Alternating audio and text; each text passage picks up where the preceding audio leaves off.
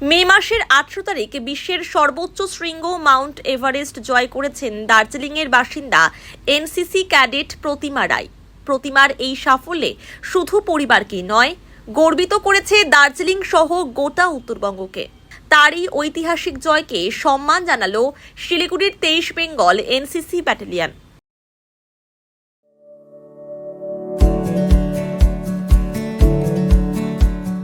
Pampered, not just a hospital, but a mother. New life fertility centre আধুনিক চিকিৎসা ও বিশেষজ্ঞদের সহায়তায় আপনার স্বপ্ন পূরণ করতে প্রস্তুত। নতুন জীবনের স্বপ্ন সত্যি করতে আজই যোগাযোগ করুন। নতুন জীবনের সূচনা এখানেই। প্রতিমা দার্জিলিংয়ের ঘুমের বাসিন্দা, সেন্ট জোসেফ কলেজের রাষ্ট্রবিজ্ঞানের 4th সেমেস্টারের ছাত্রী। সর্বোচ্চ শৃঙ্গ মাউন্ট এভারেস্ট জয় করে প্রতিমা প্রমাণ করেছেন ইচ্ছে শক্তি ও লক্ষ্যে অবিচল থাকলে পৃথিবীর কোনো উচ্চতাই বড় নয়। দেশের অন্যান্য নারীদের জন্য জীবন্ত উদাহরণ হয়ে উঠেছেন প্রতিমা। আজ শিলিগুড়িতে পৌঁছতেই তাকে স্বাগত জানানো হয়। কখনো হাল ছাড়বেন না, কারণ প্রতিটি পর্বত আপনার সাহসের চেয়ে ছোট, এই বার্তাই দেন প্রতিমা। এদিন 23 বেঙ্গল ব্যাটালিয়ন এনসিসির কমান্ডিং অফিসার জয়ন্ত চট্টোপাধ্যায় বলেন, जय हिंद। मेरा नाम कर्नल जयंत चट्टोपाध्याय, मैं commanding officer 23 Bengal battalion NCC. हमारी एनसीसी बटालियन की रिस्पॉन्सिबिलिटी जो है वो सिलीगुड़ी, जो कि दार्जिलिंग डिस्ट्रिक्ट का पार्ट है, और जलपाईगुड़ी डिस्ट्रिक्ट, इसमें बच्चों को एनसीसी कराना है। एनसीसी के माध्यम से हम काफ़ी सारे बच्चों को नेशनल लेवल पर पार्टिसिपेशन के लिए भेजते हैं, और उसमें से काफ़ी सिलेक्शन होके अच्छे काम हमारे देश के लिए कर रहे हैं। इस पर्टिकुलर सिचुएशन में कैडेट प्रतिमा राय, जो 18 मई 2025 पिछले महीने जो है एवरेस्ट चढ़ के आई हैं। आप लोगों को पता है कि ये काफ़ी परिश्रम वाला जो है एक मिशन है, और इसके लिए इन्होंने पूरे 1 साल अलग अलग जगह पर जाकर अपनी ट्रेनिंग करी है, और ट्रेनिंग के बाद जो है अल्टीमेटली 3 अप्रैल 2025 को डिफेंस मिनिस्टर राजनाथ सिंह ने दिल्ली से जो है इनका फ्लैग ऑफ किया, जिसमें टीम में 19 मेंबर्स थे, और जिसमें हमारे एनसीसी के 5 बॉयज़ और 5 गर्ल्स। और ये हमारे फकर की बात है कि उसमें से कैडेट प्रतिमा राय, जो वेस्ट बंगाल में सेंट जोसेफ कॉलेज में पढ़ती है और हमारे NCC directorate West Bengal and Sikkim का भी हिस्सा है, वो उसको ये मौका मिला कि इस मिशन में जा सके। कड़ी मेहनत में, जिसमें 100 से ऊपर कैडेट्स जिन्होंने कोशिश करी इस मिशन में जा सके, और अल्टीमेटली सिलेक्शन में हुए सिर्फ 10, और उसमें से गर्ल्स सिर्फ 5। सो आप समझ सकते हैं कि इतना कठिन मेहनत के बाद जो है इन्होंने अपनी डिटर्मिनेशन के साथ ये जो है मिशन कंप्लीट किया। और हम आप सबकी तरफ से, हमारे एनसीसी की तरफ से आपको बहुत बहुत मुबारकबाद देते हैं, और हम आशा करते हैं कि आप ऐसे मिशन और भी लाइफ में करें। इस मिशन को करने के लिए हमारा ग्रुप हेडक्वार्टर जो दार्जिलिंग में है, और हमारा एनसीसी डायरेक्टरेट जो कि कलकत्ता में है, इन्होंने भी अपना पूरा टेक्निकल और एडमिनिस्ट्रेटिव सपोर्ट दिया, जिसकी वजह से ये मिशन पॉसिबल हुआ। लेकिन जो मेहनत कैडेट प्रतिमा राय ने खुद से करी है, उसको हम उनसे छीन नहीं सकते। हमें बहुत गर्व है उनके ऊपर, और हम आशा करेंगे कि वो ऐसे गर्ल कैडेट्स को और देश के जितने भी गर्ल्स हैं उनको ऐसे मिशंस के लिए प्रोत्साहित करते रहें। So, Jai Hind everyone. I Cadet Pratima Rai from West Bengal and Sikkim Directorate, and my unit is 23rd Bengal. So sir, उतना चैलेंजेस स्ट्रगल तो कुछ फील नहीं हुआ, क्योंकि स्कूल से कॉलेज से भी उतना ही सपोर्ट मिला था, और यूनिट से तो हर एक टाइम सपोर्ट मिला था, तो उतना स्ट्रगल तो नहीं हुआ। और जिससे कि फैमिली तो फर्स्ट डे से सपोर्ट कर रहा था, तो फैमिली से भी उतना वो नहीं हुआ। और कॉलेज में स्टडीज़ वगैरह छूटा, लेकिन जो एचओडी था हमारा बहुत सपोर्टिव है एचओडी, तो उतना टेंशन नहीं था कॉलेज का भी कि मतलब कवर कर लूँगी। और जिससे कि यूनिट से, और जो भी प्रोसेस हुआ, तो बस फिजिकल तो मेरा था, लेकिन हर एक जो बैकबोन होता है, बैक जो नहीं दिखता है, वो सब यूनिट से कर रहा था सपोर्ट। तो यूनिट से भी बोला था कि तुम करो जाओ, सब हम कर लेंगे। अगर मेरे डॉक्यूमेंट्स वगैरह में थोड़ा इशू आया था तो सब यूनिट के थ्रू हो रहा था। तो मुझे बस ये था कि आप इतना कर दिया है तो मेरा तो बस क्या फिजिकली तो इतना सेलेक्ट तो हो गया, अब सेलेक्ट हो गए तो चढ़ना तो कुछ मतलब आसानी हो जाएगा, ऐसे चढ़ जाएंगे जुगाड़ करते करते। बस I have to just prove कि वो मेरे ऊपर जितना एक्सपेक्टेशंस है यूनिट का, कॉलेज का, फैमिली का, जस्ट वो प्रूव करना था। तो जैसे मैं सबमिट में पहुंचा तो बस वही फ्लैश रिकॉल हो रहा था कि यस आई डिड इट, ऐसे ना कि मतलब प्राउड फील हो रहा था कि जब ऊपर पहुंचे तो जब इंडिया का फ्लैग, यूनिट का फ्लैग 23 बंगाल का फ्लैग जब मैंने उधर किया तो बहुत प्राउड सा फील हो रहा था। was the first person in contact actually in fact. Yes, सुबह sir. 3 बजे आप पहुंचे. यस सर तो फर्स्ट मैं और मेरा शेरपा जो हम 18 में किया था सबमिट, तो मैं और मेरा शेरपा फर्स्ट पहुंचे थे उस दिन। तो हम पहुंचे, उसके बाद कांटेक्ट करने का तो कोई चांस नहीं था क्योंकि ऊपर तो मतलब कनेक्शन ही नहीं मिलता है। तो हम पहुंचे, then after half an hour दूसरे लोग भी आ गए। तो देन आफ्टर हमने फ़ोटो वगैरह खींचा, उधर प्रे किया और फोटोज़ अपने फ्लैग के साथ फ़ोटोज़ वगैरह किया यूनिट के फ्लैग में, तो प्रे किया। तो उसके बाद हम नीचे आ गए। Then it tooks 2 days to come back to the base camp. तो बेस कैंप में आके देन फैमिली को कॉल किया। ऐसा कितना टफ था?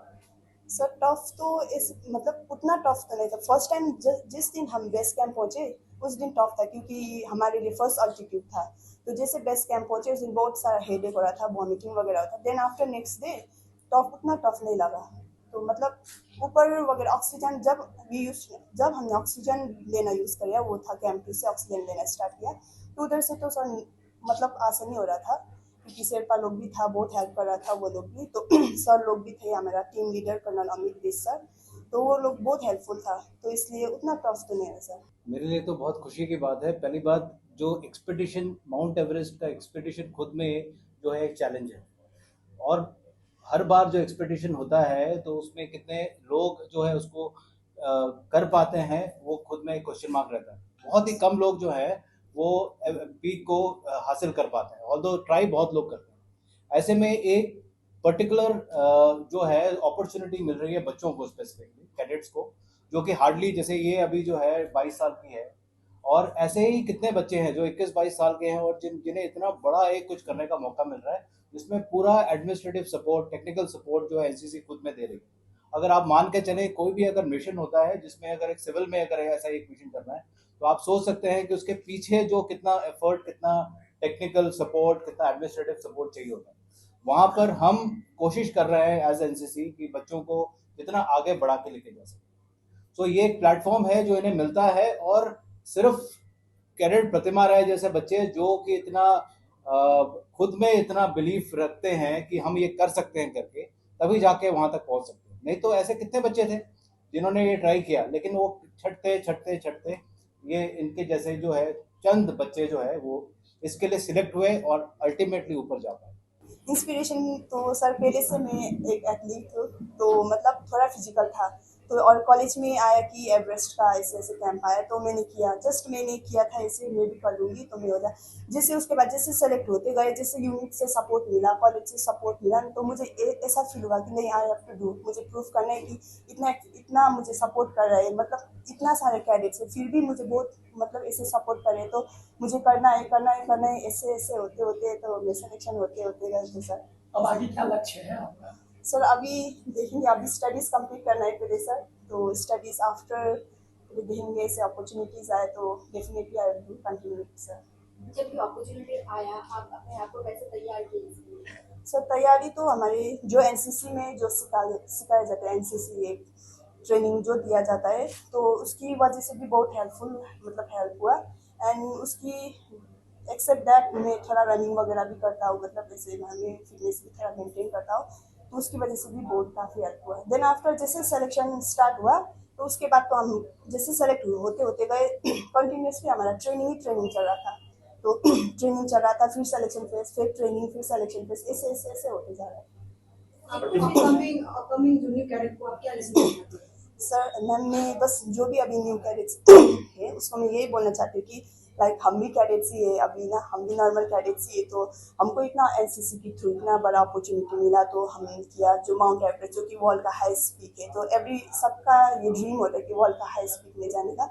तो अगर हम भी नॉर्मल कैडेट ही और हमको भी एनसीसी के थ्रू इतना बड़ा अपॉर्चुनिटी मिला, तो बस आप भी करते जाओ, एनसीसी में लगते जाओ, मतलब एनसीसी करते जाओ ऐसे अपॉर्चुनिटी बहुत आएगी। बस ये माउंटेनियरिंग ही नहीं, एनसीसी बहुत सारी एक्टिविटीज़ कैंप वगैरह प्रोवाइड करते हैं, तो माउंट एवरेस्ट ही करना ज़रूरत नहीं, दूसरा चीज़ भी होता है ना, तो उसमें भी करते जाओ। और जस्ट ये होना चाहिए self confidence and self believe होना चाहिए, बस उसके बाद तो कुछ भी कर सकते हैं। और हम भी नॉर्मल कैडेट है और हम एवरेस्ट चढ़ सकते हो, तो आप भी कुछ भी कर सकते हैं।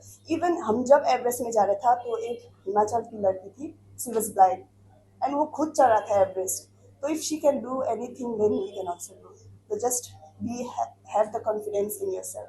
तो सबसे ज़्यादा सपोर्ट मुझे अपना यूनिट से CO sir colonel Jayanta Chattopadhyay sir से मिला। और जैसे कि फिजिकल जो था, सिलेक्शन ट्रेनिंग प्रोसेस जो था, वो तो मैं किया, बस ऐसे किया, मतलब जो था मैं किया, लेकिन जो पीछे से सपोर्ट मिलता है ना, जो किसी को नहीं दिखता, तो वो था हमारा CO sir Jayanta, colonel Jayanta sir, और जीसीआई रंजिता मैम, और जिससे अभी जो भी है, और उसके बाद पीआई स्टाफ, सभी सर लोग इतना मतलब सपोर्ट किया अपने बच्चे जैसे। जब हमको छोड़ने जाता था, तो सर लोग बोलते कि कर लोगे ना, नेक्स्ट टाइम फिर सेलेक्ट हो क्या ना, ऐसे ऐसे ना।